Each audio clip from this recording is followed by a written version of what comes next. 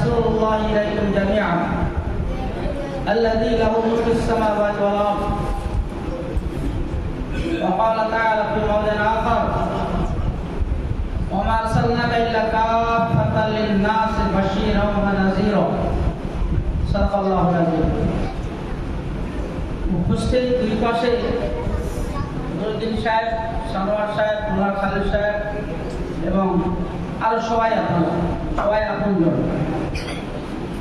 আপনাদের সামনে এখন যে বিষয়টা বক্তব্য রাখবো, ঘুরিয়ে ফিরিয়ে এরকম হয়।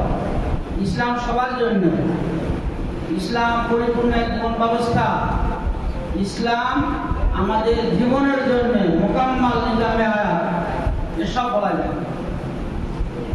আজকে দুটো জিনিস, আমাদের চলার পথ রেল লাইনের দুটো রেল লাইন থাকে, রেল চলতে গেলে সাইডে দুটো চাকা থাকে। আমাদের চলার পথে কোরআন আর সুন্নাহ, কোরআন আর হাদিস। আজকে এত দল জামাত কেন? একটা গলত হচ্ছে, সবার মধ্যে ভালো আছে, কিছু বোঝামিল কেন বুঝতে হবে। বুঝবার জন্য এই বিষয়ে আলোচনা করব। আমরা যখন মরে যাব, কবরে গেলে কোন জামাতের লোককে কোন জামাতে ধরে জিজ্ঞেস করবে তো কেন? এত জামাত নামাজি হয়ে যাচ্ছে, ধরবে না, ধরবে তিনটে কথা। আল্লাহ আমাদের রব, তো রবের পরিচয় ভালো করে হতে হবে। আমাদের রব আকাশে ঘুমিয়ে আছে, মুসলমানদের কাছে আল্লাহ আমাদের রব নয়। মুসলমানদের রব মুসলমানদের ওলামারা, মুসলমানদের পিসাবরা, মুসলমানদের ইমামেরা, এরা যা বলে সেইটাই চলে। হাজার ইমাম, হাজার ওলামা, হাজার রকম আমাদের সমাজে এক হতে পারবে না। গোড়ায় গলত আছে। রব একটা হচ্ছে রব, বাতিল রব আমাদের সমাজে আছে। আপনারা বলছেন বাতিল রব হবে কেন? কোরআন শরীফ সূরা মায়দা পড়লে ইহুদি খ্রিস্টানদের আলেমদের আল্লাহ রব বলছে।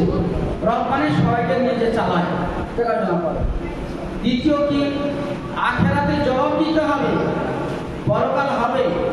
পরকালটা কি হবে?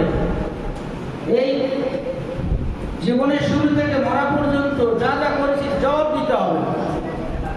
এই জবাবের দুটো দিক, একটা হচ্ছে আল্লাহর হক আদায় করেছি কতটা। আল্লাহর হক, নামাজ, রোজা, হজ, যাকাত, তাসবিহ, তাহলিল, জিকির, আজকার, কত রকম কি। এতে চুরি করলে আল্লাহর কাছে কাঁদবো, দিল যে কাঁদবো, আল্লাহ মাফ করতে পারে, করে। দ্বিতীয় কি, বান্দার হক মানে কি? বান্দার হক মানে কি? মানুষের অধিকার। যে মানুষকে মা, বাপ, ভাই, বোন, চাচা, চাচি, ফুফু, খালা, আত্মীয় স্বজন সবাই মিলে বান্দা, তাই না? বান্দার হক গলব হলে আল্লাহ মাফ করবে না।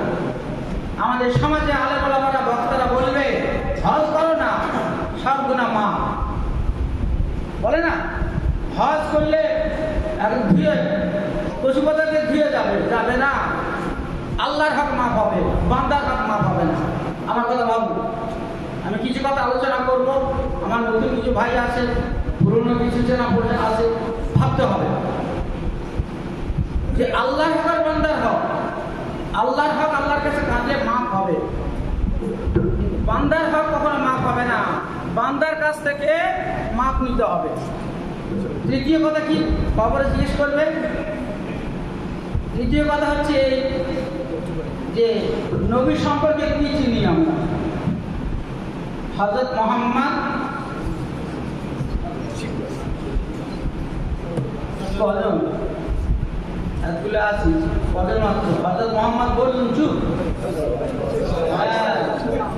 এইটাই চালু করার জন্য বলছি।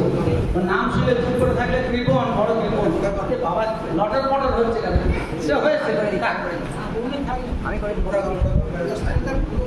তাহলে ওই সম্পর্কে জিজ্ঞেস করা হবে। আজকের আম মুসলমান কিংবা অনেক জামাতের কাছেও, জামাতের লোকেদের কাছেও, উনি কে, ওর কি ভূমিকা থাকবে আমাদের জীবনে, আমাদের ইমানি জীবন যাপনে অত পরিষ্কার নয়। উনি রসুল, ওনার নামে তৈরি করলে হয়ে যাবে, ওনার হুকুম মতো নামাজা করলে হয়ে যাবে।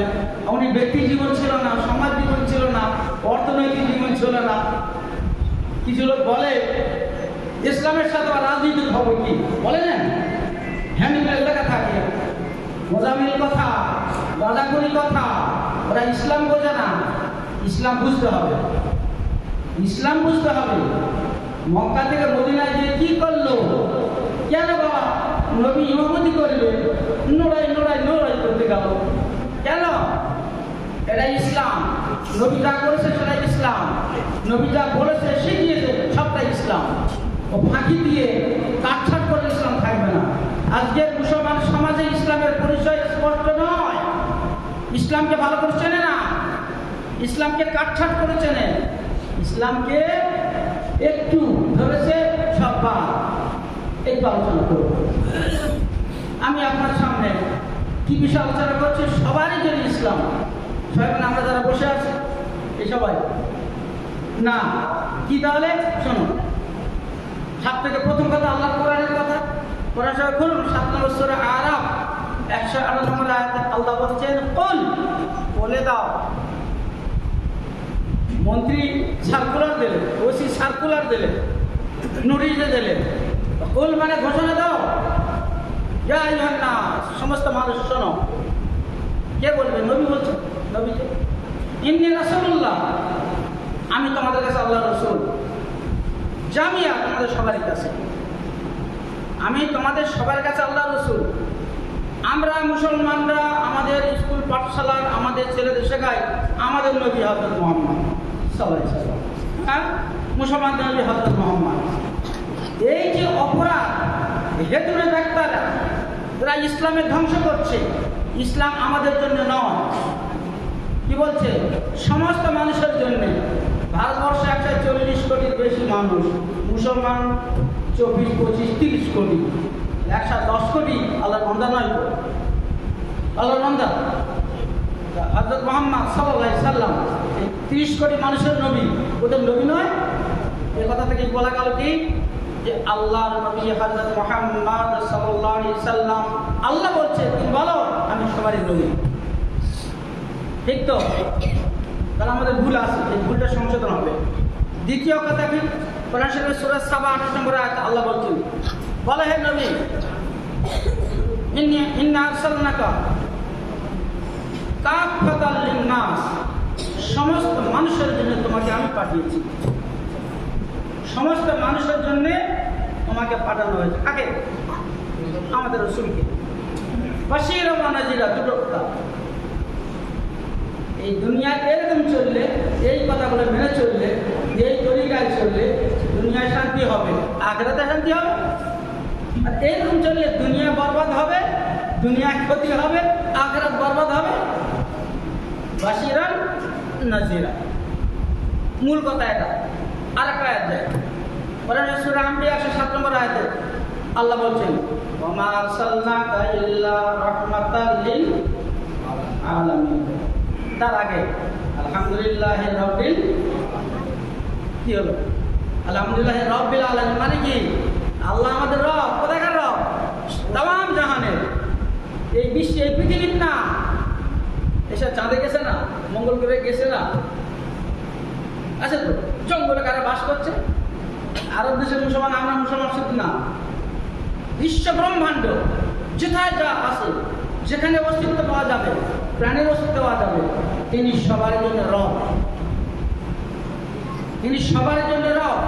আলহামদুলিল্লাহ রাব্বিল আলামিন, সবার জন্য রব।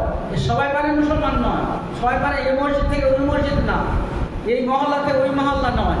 সমস্ত মানুষ, সারা বিশ্বের রব তিনি। কে? আল্লাহ। আল্লাহ রব। ঠিক আল্লাহ রব। আর নবীকে চালাচ্ছে সূরা আম্বিয়া 107 নম্বর আয়াতে